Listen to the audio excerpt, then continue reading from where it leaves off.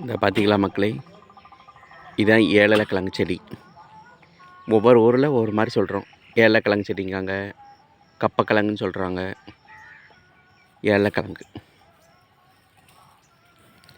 ஒரு பெரிய செடியாயிட்டு அதை பிற எடுக்கணும்.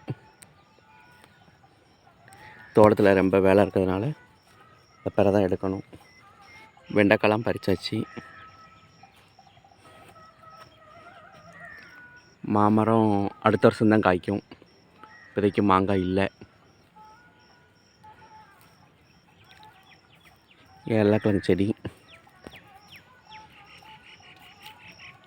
இந்த செடி பெருசாகிட்டு கிழங்குன்னு மட்டும் எடுக்கணும்.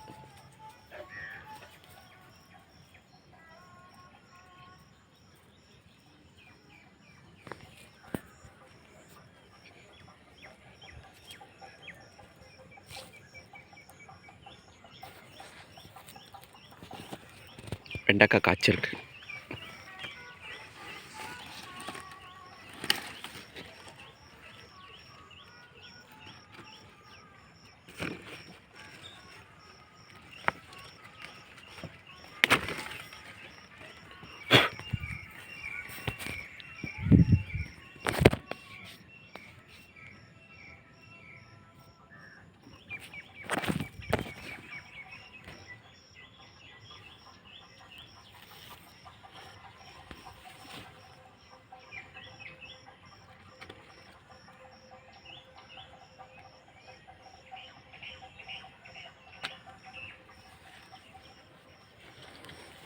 இது வந்து சுண்டக்காய் செடி.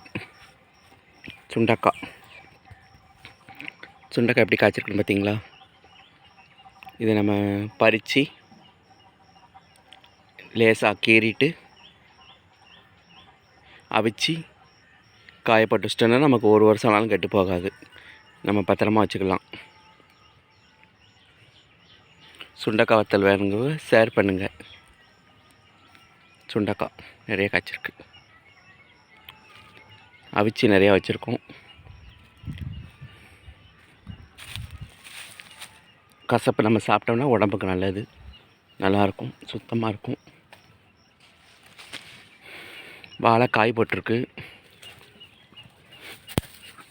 வாழைப்பூ பார்த்தீங்களா?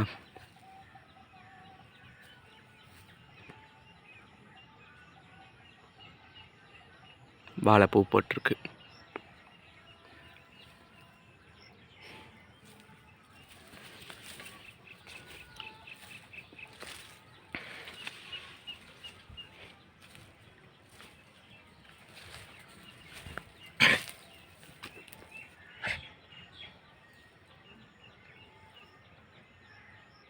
வாழைப்பூ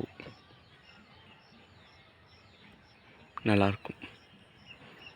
வாழைப்பூ நம்ம இதை காய் வந்த உடனே பறிச்சுட்டு இதில் உள்ள தோகையெல்லாம் உரிச்சிட்டு நம்ம உள்ளே இருக்கிறத எடுத்து நம்ம குழம்பு வச்சோன்னா குழம்பு வைக்கலாம், வடை சுடலாம். சூப்பராக இருக்கும். வாழைக்காய் போட்டிருக்கு, காய் போட்டிருக்கு பார்த்தீங்களா? நாட்டு வாழைக்காய்.